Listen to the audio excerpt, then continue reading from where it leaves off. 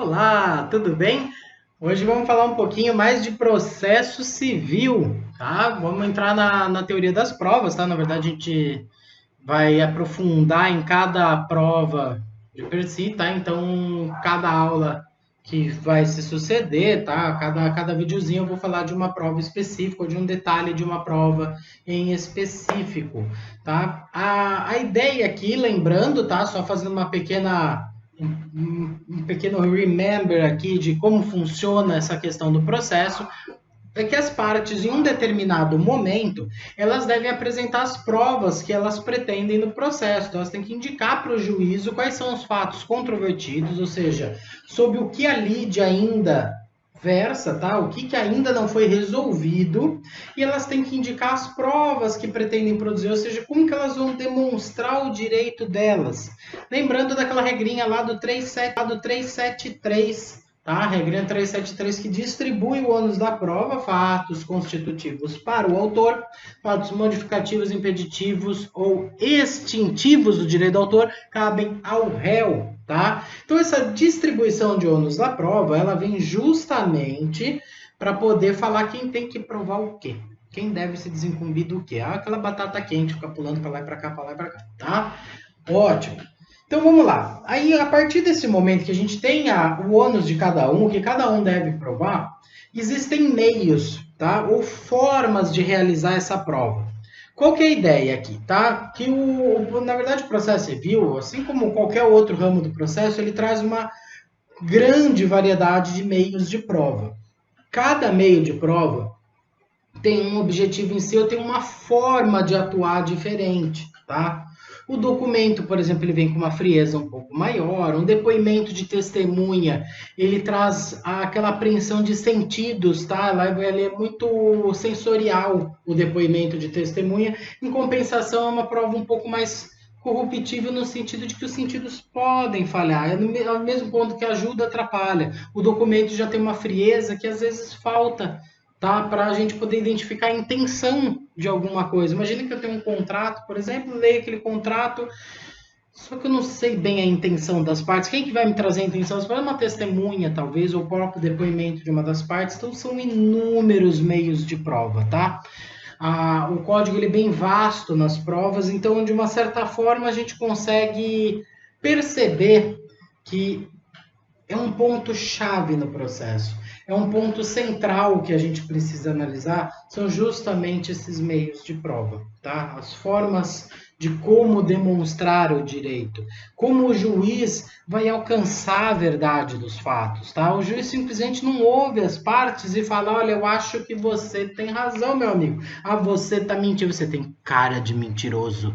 Você parece mentiroso, tá? Não é assim que funciona. Como que o juiz faz? O juiz pega um documento aqui, analisa, ouve uma testemunha, puxa vida, mas aquela testemunha pareceu estranha, vai lá, ouve outra testemunha, ouve o que a parte diz, ouve o que a outra parte diz, tá? E por essa percepção completa, por essa análise de vários conjuntos, o juiz consegue chegar o mais próximo possível daquela máxima do processo que é a verdade real, tá? A busca da verdade, do que ocorreu, aquela verdade absoluta. A gente sabe filosoficamente que é muito complicado a gente falar em verdade absoluta, tá? Ou falar simplesmente em uma situação que não haja um ponto falso, um ponto.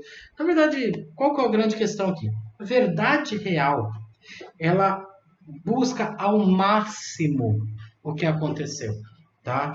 Busca ao máximo alcançar o ponto, o verdadeiro ponto, aquela réplica exata dos fatos, tá? Só que isso, evidentemente, é muito difícil de ser feito. Então, o juiz ele se aproxima disso.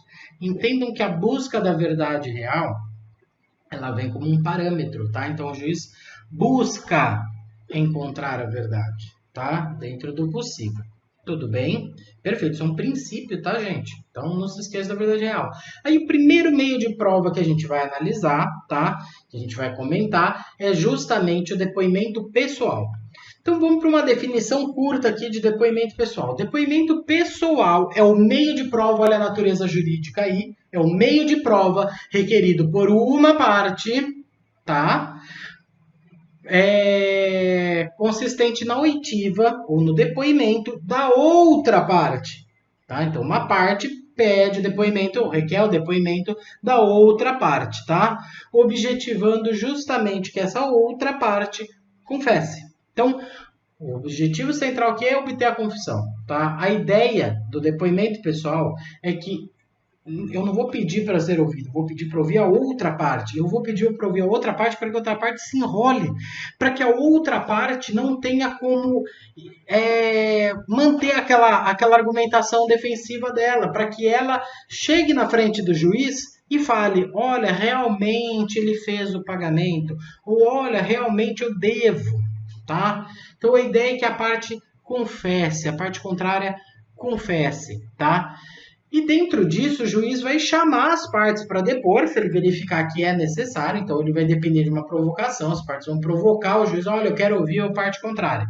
O juiz vai chamar essas partes e vai falar, você vai ter que vir aqui depor na minha frente, cara a cara. E se você não vier, eu vou presumir que você confessou. Tudo bem? Onde a gente acha o conceito, ou essa definição de depoimento pessoal? No artigo 385 do CPC, tá? No 385 tem a seguinte dicção, tá? Cabe à parte requerer o depoimento pessoal da outra parte, a fim de que esta seja interrogada na audiência de instrução, julgamento, sem prejuízo do poder do juiz ordená-la de ofício. Pega esse finalzinho, vamos reservar ele, colocar ele numa caixinha, que a gente vai falar disso mais tarde, que isso chama interrogatório, tá? Mas vamos deixar aqui no cantinho, tá? Qual que é a ideia aqui, então, depoimento pessoal? Uma parte requer que a outra vá em juízo e fale. Fale suas versões, tá? Fale o que pensa daquela situação. Responda as perguntas que lhe forem dirigidas. Tudo bem? Então vamos para o segundo tópico dessa aula, tá? Segundo tópico relativo ao depoimento pessoal. A gente viu da definição, agora a gente vai falar de objetivo, tá? Qual o objetivo dessa prova? Obter a confissão. É simples, tá? Fazer com que a parte venha aos autos e justamente confesse, tá? Se entregue. O que seria essa confissão de uma certa forma, assim, de uma forma mais abrangente? A gente tem uma ideia, mais ou menos, do que é uma confissão, tá? Eu vou falar disso num momento próprio, tá? Mas qual que é a ideia geral de uma confissão? Assumir a verdade de algum fato. Então, quando eu procuro um padre para confessar um pecado, o que eu estou falando? Padre, eu pequei. Eu assumo esse erro, tá?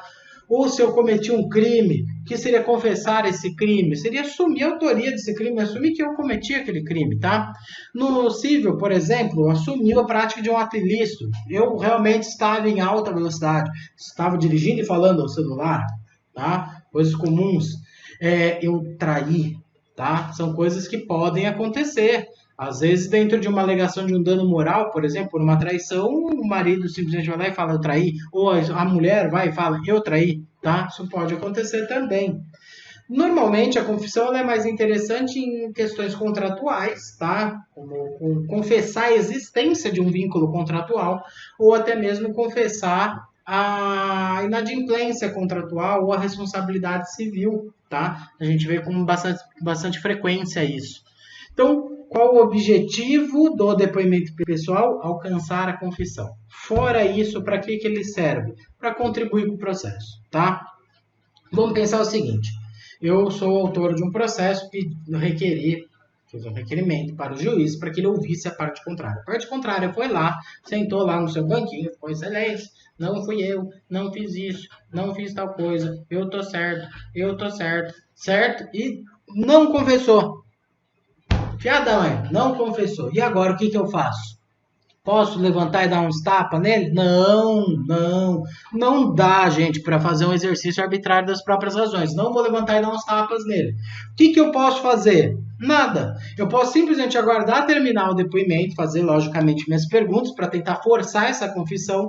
E se eu não conseguir a confissão, pelo menos eu acrescentei no processo. O processo recebeu fatos, recebeu uma narrativa fática que às vezes me dá um indício do meu direito. Eu posso ter uma confissão sobre o meu direito, mas eu posso ter um indício. Eu posso ter uma alegação do réu, uma alegação do autor que corrobora com a minha defesa ou que corrobora com a minha tese principal na inicial, tá? Então, pensem que embora a confissão seja o objeto final, o objetivo final do depoimento pessoal, qualquer indício ou qualquer narrativa trazida já é interessante do ponto de vista probatório, tá? Do ponto de vista processual. Vamos lá, próximo tópico. Quem pode requerer essa prova ou esse depoimento pessoal? A parte contrária, tá? Sempre cabe a parte contrária. Então, o autor requer o depoimento do réu, o réu requer o depoimento do autor, certo? Até aí tá tranquilo. O MP pode, sim, nas causas em que ele atua como fiscal da lei ou fiscal da ordem jurídica, um termo muito mais bonito para ser usado que fiscal da lei, tá? Ou o famoso custos legis, tá? O Ministério Público pode, sim, requerer o depoimento de qualquer das partes, tá? Por quê? Porque o Ministério Público está lá para zelar pela boa ordem. E como fiscal da ordem jurídica, ou zelando pela boa manutenção daquele processo, ele pode pedir para que as partes produzam essa prova, façam o depoimento pessoal, porque tudo isso contribui para a verdade real, tá?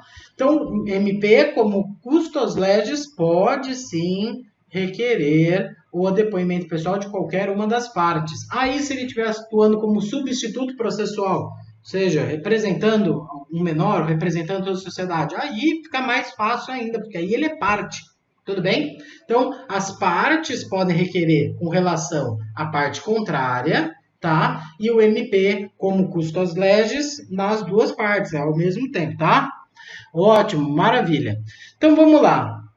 Posso pedir o meu depoimento pessoal? Eu sou o autor, eu peço o meu depoimento? Não, em hipótese alguma, tá? O depoimento pessoal é sempre da parte contrária, beleza? Beleza. E se eu tenho dois réus?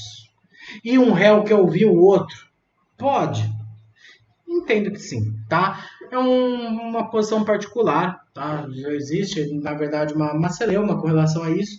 Só que se você for analisar, a lei, ela não fala em polo processual diferente. Não fala que um polo requererá o depoimento do outro polo. Fala que a parte requererá da outra parte, tá? Dois réus, eu tenho duas partes aqui. Duas partes no polo passivo, mas são duas partes diferentes. Se for interesse de um réu que o outro confesse, por que não ter o depoimento pessoal? Por que não poder requerê-lo, tá? Então, por isso, entendam que eu não posso só pedir o meu próprio, eu posso pedir da parte contrária. Então, quem pode? As partes, tá? E o MP como fiscal da lei. Quem vai depor? Quem é autorizado a prestar depoimento pessoal? Ou seja, quem é o sujeito passivo dessa medida, dessa prova? Ou o autor ou o réu, tá? Na verdade, a parte contrária. Tudo bem? Ah, mas e se é PJ? O representante da PJ faz às vezes da parte. E se é incapaz? Se é absolutamente incapaz, o representante legal. Tá? E se é relativamente incapaz, o relativamente incapaz vai lá e depor. Lembrando que o relativamente incapaz, ele tem uma certa capacidade, ele tem opinião, ele pode depor. Só a diferença é que vai ficar o pai, a mãe dele ali, sentadinho ali no cantinho, olhando enquanto ele depõe, tá? Acompanhando aquilo, assistindo ele, tá? Auxiliando, tá? Mas o depoimento é feito pelo relativamente incapaz. Fechou? Ótimo, vamos lá para um ponto central aqui, tá? Talvez o que mais interessa para a gente nesse momento, o procedimento, como que vai funcionar o depoimento pessoal, tá? O depoimento pessoal, ele funciona da seguinte forma, as partes têm que requerer, certo? Quando que as partes vão requerer? Autor na inicial, réu na contestação, ou ambos na indicação de provas, tá? Lembrem-se que existe um momento no processo em que o juiz fala, indiquem as partes as provas que pretendem produzir. Mesmo que eu já tenha indicado na inicial ou na contestação, vai ter esse momento que o juiz vai pedir novamente essa indicação, tá? Que é a indicação de provas e as partes podem, nesse momento, na verdade, é nesse momento exatamente o ponto mais adequado para se requerer especificamente o depoimento pessoal da parte contrária, tá? A partir desse momento, se o juiz entender que é necessário produzir esse depoimento pessoal, tá? Fazer essa colheita dessa prova, ele vai intimar as partes para que compareçam em audiência e ele vai intimar que esse comparecimento é sob pena de confissão. Essa confissão é ficta, tá? Ou seja, se a parte não comparecer na audiência que deve depor, ela é considerada confessa, como se tudo que ela tivesse deposto fosse no sentido de falar eu assumo, a outra parte tem toda a razão, tá? Isso está no artigo 385, parágrafo 1º do CPC, tá? Ótimo. Chegou lá em audiência. Via de regra, tá? O depoimento pessoal ele é a primeira prova. Ele é a primeira prova oral feita em audiência. Às vezes, só quando tem perícia e tem oitiva do perito, o perito vem primeiro, tá? Isso, na verdade, a perícia ela flutua, depende muito do que o juiz vai fazer, mas poderia vir em primeiro lugar. Fora isso, a primeira coisa que o juiz faz é colher o depoimento pessoal, tá? Então, chega lá na audiência, o juiz fala, vamos para o... Querem depoimento? Ótimo, vamos ouvir primeiro o autor, tá? Depois ouve o réu. Enquanto uma parte depõe, a outra que não depôs ainda tem que ficar do lado de fora da audiência. Tem que aguardar lá do lado de fora, quietinha, não pode ouvir o depoimento dessa. Depois que essa depõe, ela senta à mesa, vem o outro para depor e depõe com a presença do que já depôs. A regra é a seguinte, tá? Eu posso ouvir o depoimento do outro se eu já dei o meu. Por quê? Porque eu não vou poder mais alterar o meu depoimento, tá? Os advogados, eles ficam presentes em todos os depoimentos. Então, quem sai da sala é só o cliente. O advogado permanece sentado à mesa, naturalmente, porque o advogado vai fazer perguntas, tá? Como funciona a ordem de perguntas?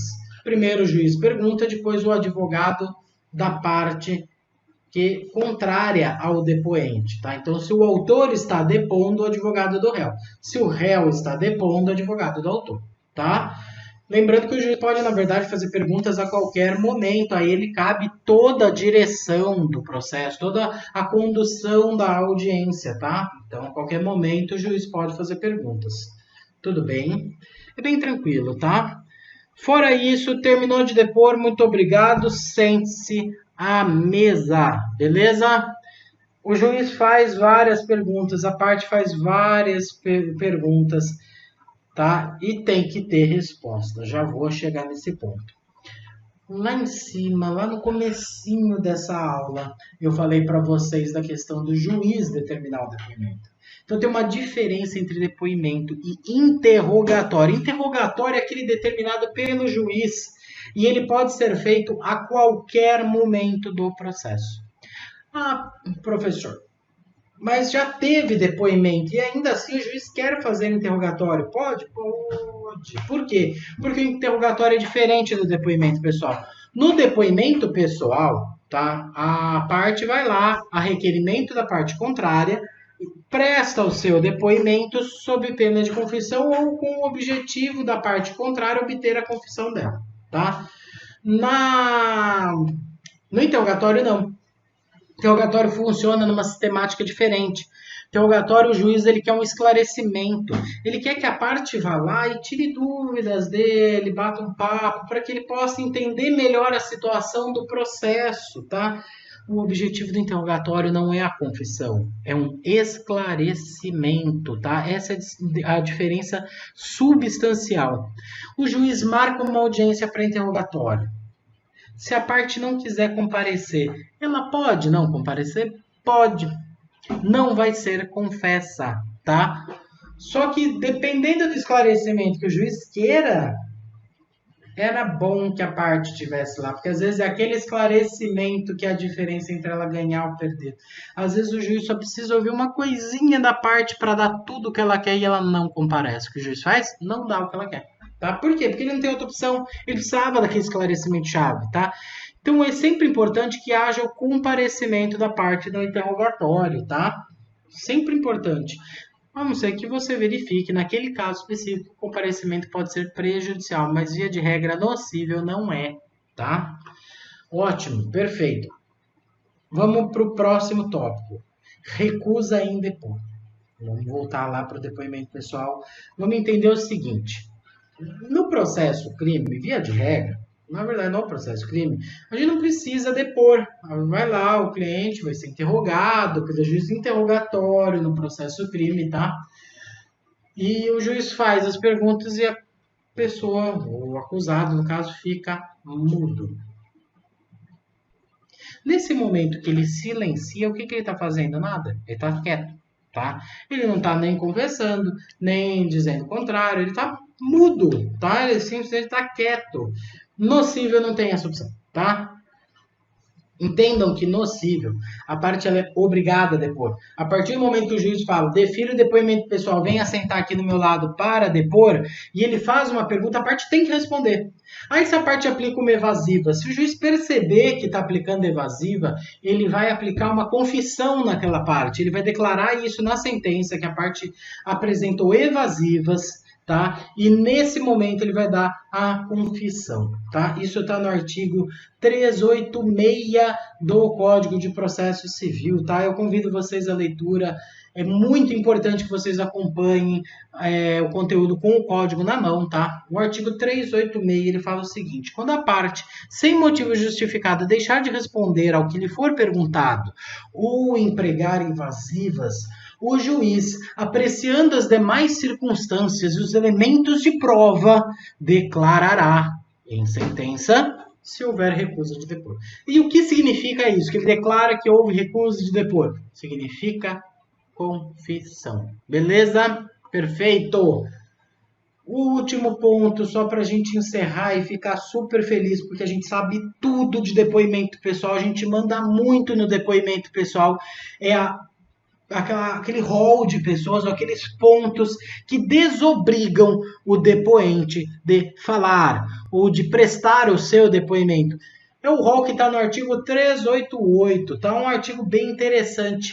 Questões absolutamente lógicas, tá? Não há menor dificuldade da gente entender elas pela simples leitura do artigo 388. Por favor, acompanhe com o seu código. Artigo 388 do Código de Processo Civil. A parte não é obrigada a depor sobre fatos criminosos ou torpes que lhe forem imputados. Eu sou obrigado a depor sobre um crime que eu cometi? Claro que não. Se eu matei alguém, alguém me pergunta, você matou? Eu vou falar que sim. Não. Eu também sou obrigado a mentir? Não. Então, simplesmente o que eu quero falar, eu não sou obrigado a depor sobre fatos torpes ou criminosos que eu tenha cometido, tá? Então, eu vou me reservar ao direito de ficar quieto, tá? Uma questão óbvia, tá? Ninguém é obrigado a produzir prova contra si mesmo, tá? Ainda mais uma questão criminal, tá? Inciso 2.